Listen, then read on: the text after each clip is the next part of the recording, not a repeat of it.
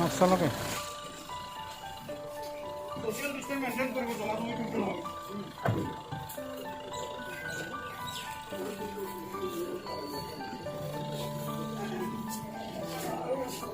নৰেন্দ্ৰ মোদী ডাঙৰীয়াৰ চৰকাৰৰ দ্বিতীয়টো কাৰ্যকালৰ প্ৰথমটো বছৰ কেইদিনমানৰ আগতে সম্পন্ন হৈছে। সৰ্বানন্দ সোণোৱাল ডাঙৰীয়াৰ নেতৃত্বাধীন বিজেপি মিত্ৰজোঁটৰ চৰকাৰখনৰ অসমত 4টা বছৰ কাৰ্যকাল কেইদিনমানৰ আগত সম্পন্ন হৈছে। এই কেন্দ্ৰীয় চৰকাৰৰ 6 বছৰীয়া শাসন বিজেপি দলৰ আৰু অসমৰ 4 বছৰীয়া শাসনৰ অন্তত আমাৰ দলৰ চৰকাৰে কেনেকুৱা ৰাইজৰ কাৰণে কাম কৰিছে, কেনেকুৱা সিদ্ধান্ত জনসাধাৰণৰ কাৰণে লৈছে, এই বিষয়ে অৱগত কৰাৰ উদ্দেশ্যে আৰু অনাগত সময়ত আমি কি কৰিম এই বিষয়েও মানুহক জ্ঞাত কৰাৰ উদ্দেশ্যে আমি আজি সমগ্ৰ অসমতেই আমাৰ দলৰ নেতা কৰ্মীসকলে জনসম্পৰ্ক অভিযান সম্পন্ন কৰিছে। মই আমাৰ দলৰ নেতৃবৃন্দৰ আহ্বান মৰ্মে আপোনালোকৰ এই উদালগুৰিত আহি উপস্থিত হ'লোঁ আৰু প্ৰায় 13 ঘৰ মানুহৰ ঘৰত আমি গৈ তেখেতলোকক আমাৰ দলৰ ফালৰ পৰা পঠোৱা নৰেন্দ্ৰ মোদী ডাঙৰীয়াৰ হস্তাক্ষৰিত এখন চিঠি প্ৰত্যেককে দিয়াৰ ব্যৱস্থা কৰিলোঁ আৰু সকলোকে আমাৰ দলক আশীৰ্বাদ কৰিবলৈ সহায় কৰিবলৈ অনুৰোধ জনালোঁ। মই আপোনালোককো অনুৰোধ কৰিছোঁ যে এইখিনি সময়ৰ যি ক'ভিড-19ৰ মহামাৰীৰ আতংক, সেই আতংকৰ সময়ত আমি ইজনে সিজনক ভালদৰে লগ পোৱা নাই। প্ৰায় 2 মাহ ধৰি সমগ্ৰ দেশত সমগ্ৰ পৃথিৱীত লকডাউন আছিলে। মই কেইদিনমানৰ আগতো উদালগুৰিলৈকে আহিছিলোঁ, কিন্তু আমি কাকোৱে লগ পাব পৰা নাছিলোঁ। আজি বহুদিনৰ পাছত দলৰে হওক বা ইয়াৰ স্থানীয় ব্যক্তিক লগ পাই অত্যন্ত সুখী হৈছোঁ। আৰু আমাৰ চৰকাৰখনে, অসম চৰকাৰখনে দুখীয়া ৰাইজৰ কাৰণে, বিশেষকৈ খেতিয়কসকলৰ কাৰণে, ছাত্ৰ ছাত্ৰীসকলৰ কাৰণে, বেমাৰীসকলৰ কাৰণে, ৰাস্তা পথৰ উন্নয়নৰ কাৰণে যি অভূতপূৰ্ব আঁচনি হাতত লৈছে, সেই আঁচনিসমূহৰ কাৰণে আমাৰ দলৰ সংগঠন আৰু শক্তিশালী হৈছে বুলি মই উপলব্ধি কৰোঁ। অনাগত সময়ত আমি আৰু ৰাইজৰ কাৰণে কাম কৰিম, ৰাইজৰ হৈ কাম কৰিম। সেই প্ৰতিশ্ৰুতি আজি আপোনালোকৰ যোগেদি অসমৰ ৰাইজক দিব খুজিছোঁ। আগন্তুক সময়ত ইয়াতে BTCৰ ইলেকশ্যন অনুষ্ঠিত হ'ব। আমি আশা ৰাখোঁ যে BTCত আমি এইবাৰ চৰকাৰ বনাবলৈ সক্ষম হ'ম আৰু BTCত ইয়াৰ জনসাধাৰণৰ স্বাৰ্থৰ হকে আমাৰ দলে কাম কৰিব। আমি সকলোৱে মিলি এখন নতুন BTC গঠন কৰিম, উন্নয়নৰ গতি তীব্ৰতৰ কৰিবলৈ। সেইখিনিয়ে মোৰ ক'ব লগা। কিবা থাকিলে আপোনালোকে এতিয়ালৈকেতো আমাৰ প্ৰি ইলেকশ্যন মিত্ৰতা নাই, কিন্তু পৰৱৰ্তী সময়ত দলে যি সিদ্ধান্ত ল'ব, BPFৰ লগতো আমি এই মুহূৰ্তত মিত্ৰ হৈ আছোঁ। আমাৰ অসম চৰকাৰ AGP, BPF, গণশক্তি, ৰাভা আৰু বিজেপিলৈ আমাৰ চৰকাৰ চলি আছে। কিন্তু আপোনালোক সকলোৱে জানে BTCত আমি কোনো দলৰ লগত মিত্ৰতা কৰা নাই। আমি আশা ৰাখোঁ যে আমি যি 25টা ছিটত ইলেকশ্যন খেলিছোঁ, তাতে আমি প্ৰায় গোটেইকেইটাত জিকিম। গতিকে আমি অকলেই চৰকাৰ বনাব পাৰিম বুলি ভাবোঁ। গতিকে এই মুহূৰ্তত মিত্ৰতাৰ কথাটোৰ প্ৰশ্ন নহয়। ইলেকশ্যনটো অকলে খেলিম, কেণ্ডিডেট এনাউন্স হৈ গ'ল, আপোনালোকে জানে।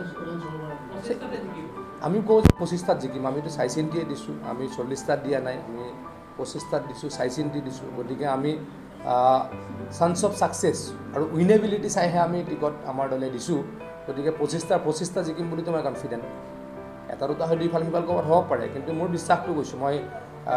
যেতিয়া আপোনালোকে দেখিছিলে নমিনেশ্যনৰ সময়ত মই তামোলপুৰ অঞ্চলত 3 দিন ধৰি বাহৰ পাতি আছিলোঁ। হাজাৰ মানুহৰ অংশগ্ৰহণ আছিলে আমাৰ যেতিয়া নমিনেশ্যন দিবলৈ গৈছিলোঁ। গতিকে সেই কথাখিনিয়ে কি সূচায় যে BTCত বিজেপি দলৰ শক্তিশালী সংগঠন আছে। মোক বহুতে আনকি এনেকৈ কৈছিলে যে ইয়াতে লোকসভা নিৰ্বাচনত আমি অকলে খেলিব লাগিছিল, বিধানসভা নিৰ্বাচনত আমি অকলে খেলিব লাগিছিল, তেতিয়া আপোনালোক অকলে খেলিব লাগিছিল, তেতিয়া আমি বিজেপি দলকে ভোট দিলোঁ হয়। গতিকে মোৰ যিখিনি ৰাজনৈতিক সৰু জ্ঞান, সেইখিনিৰ মাধ্যমেৰে কওঁ যে BTCত যথেষ্ট আমাৰ সংগঠন শক্তিশালী। গতিকে এই শক্তিশালী সংগঠনেৰে আমি আগন্তুক BTCৰ নিৰ্বাচনত আমি চৰকাৰ গঠন কৰিবলৈ সক্ষম হ'ম। মই আকৌ কৈছোঁ এই মুহূৰ্তত এলায়েন্সৰ প্ৰশ্ন অহা নাই মানে ৰাজ্যৰ ইলেকশ্যন BTCৰ ইলেকশ্যন এতিয়ালৈকে মই কনফিডেণ্টলি কৈ আছোঁ যে আমি অকলে বনাম চৰকাৰ এই মুহূৰ্তত কনফিডেণ্টলি কৈ আছোঁ 21 জন লাগে 21 জনত হৈ যাব আমাৰ ইলেকশ্যনটো এই মুহূৰ্তত ইলেকশ্যন কমিশ্যনে সিদ্ধান্ত ল'ব এইটো আমাৰ অসম চৰকাৰৰ সিদ্ধান্ত নহয় ইলেকশ্যন কমিশ্যনৰ সিদ্ধান্ত সকলোৱে জানে যে COVID-19ৰ যি আতংক বা যি মহামাৰী এই মহামাৰীত আমি একেলগে বহু মানুহ লগ পোৱাটো আমাৰ কাৰণে কঠিন কাম গতিকে এই কথা চিন্তা কৰি নিশ্চয়কৈ নিৰ্বাচনী আয়োগে সিদ্ধান্ত ল'ব কিন্তু আমাৰ দলৰ দাবী অতি সোনকালে যাতে নিৰ্বাচন হয় কাৰণ আমি শাসনলৈ আহিম ৰাইজক আমি সহায় কৰিবৰ কাৰণে কাম কৰিব লাগে BTC উন্নয়নৰ কাৰণে কাম কৰিব লাগে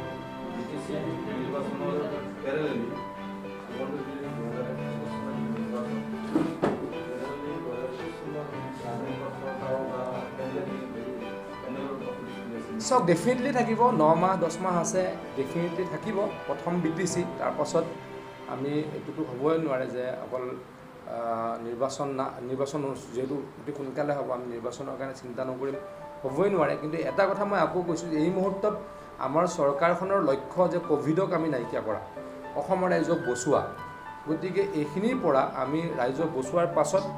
আমি ৰাইজক যদি বচাব পাৰোঁ তাৰ কাৰণে কাম কৰিছোঁ তাৰ কাৰণে কাম কৰিম কিন্তু আকৌ কৈছোঁ নিৰ্বাচন যেহেতু আমাৰ দলৰ চৰকাৰে ৰাইজৰ কাৰণে কাম কৰিছে খিলঞ্জীয়াৰ কাৰণে কাম কৰিছে দুখীয়াৰ কাৰণে কাম কৰিছে গাঁৱৰ ৰাইজৰ কাৰণে কাম কৰিছে আমাক আকৌ অসমৰ ৰাইজে ভোট দিব আমি দ্বিতীয়বাৰৰ কাৰণে আকৌ অসমত চৰকাৰ বনাবলৈকে সক্ষম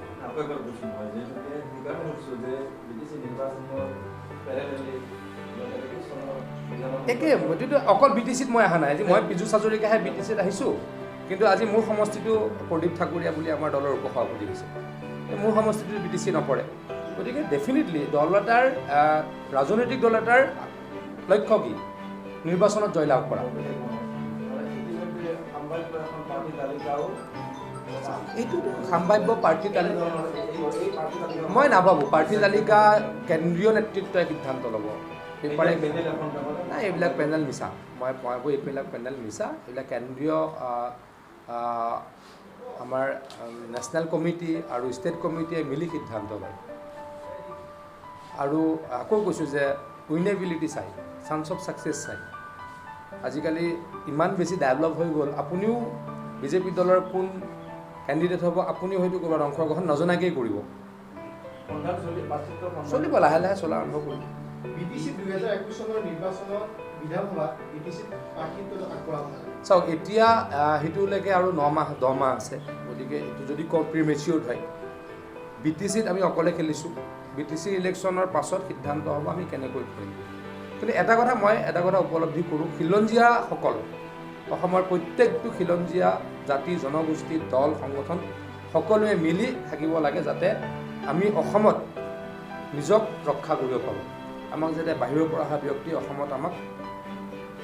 উফৰাই পেলাব নোৱাৰে তাৰ কাৰণে আমি সকলোৱে চিন্তা চৰ্চা এই মুহূৰ্তৰ পৰা কৰিব লাগে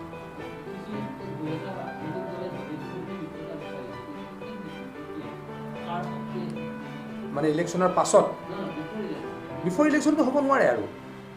যদি ইলেকশ্যন কমিশ্যনে নতুনকৈ আকৌ ইলেকশ্যন পাতে তেতিয়া যদি আকৌ নতুনকৈ নমিনেশ্যন প্ৰক্ৰিয়া আৰম্ভ হয় তেতিয়া বেলেগ কথা আদাৰৱাইজ এতিয়া নতুনকৈ হ'বই নোৱাৰে কাৰণ তেওঁলোকেও কেণ্ডিডেট দিছে আমিও কেণ্ডিডেট দিছোঁ এইখিনি সময় আৰু কেণ্ডিডেট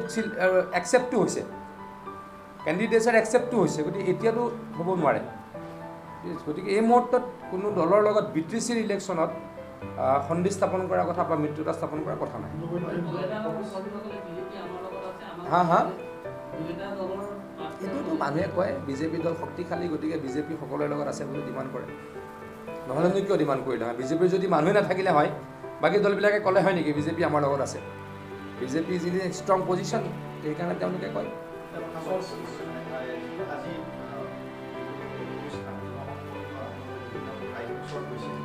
এই কথাটোলৈ আমি কিছু কথা আচলতে আমাৰ ক'বলগীয়া আছে কেনেকুৱা আপোনালোকে জানিব লগা আছে আজি আপুনি চৰকাৰ হৈ আছে মই দলৰ হৈ আছোঁ আমি দেখিছোঁ যে আজি 15 বছৰে 20 বছৰে একো একোজন মন্ত্ৰীসকলে গুৱাহাটীত বহি তেওঁলোকে বিভিন্ন মানে আঁচনিসমূহ কাম কৰি আছে তেওঁলোকে কামবিলাক লৈ স্পেচিফিক কিবা থাকিলে মোক দিব এটা মই চাওক এটা কওঁ আজি মই দলৰ কাৰণে আহিছোঁ কিন্তু তথাপিতো যিহেতু মই এজন মন্ত্ৰী আপোনালোকে মোৰ হোৱাটছআপ নাম্বাৰত স্পেচিফিক কিবা থাকিলে দিব মই ডেফিনেটলি চাম I am a man to be follow' up মই ফ'ল' আপ কৰোঁ আপুনি যদি মোক কিবা আছে মোৰ নাম্বাৰটো চবৰে লগত থাকেই আপুনি মোক দি দিব মই ফ'ল' আপ কৰিম মই লাগিলে মাতি নি আপোনাক খবৰ দিম কি আছে অলপতো হোৱা যেন লাগিছে গুৱাহাটীত গতিকে সকলোকে সাৱধান হ'বলৈকে অনুৰোধ কৰিছোঁ এই মুহূৰ্তত চাওক যদি আৰু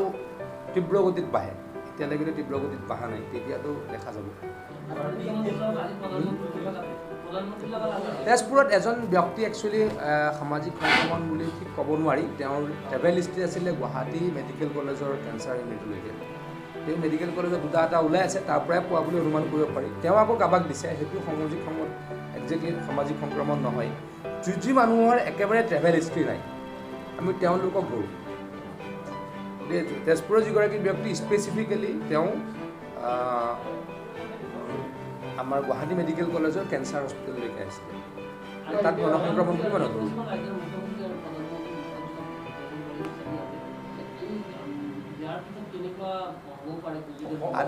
আদাৰ বেপাৰীক জাহাজৰ খবৰ সুধি কিবা লাভ আছে নেকি মুখ্যমন্ত্ৰী বহি আছে প্ৰধানমন্ত্ৰীৰ হিচিত মই সৰু মানুহ মই কেনেকৈ গম পাম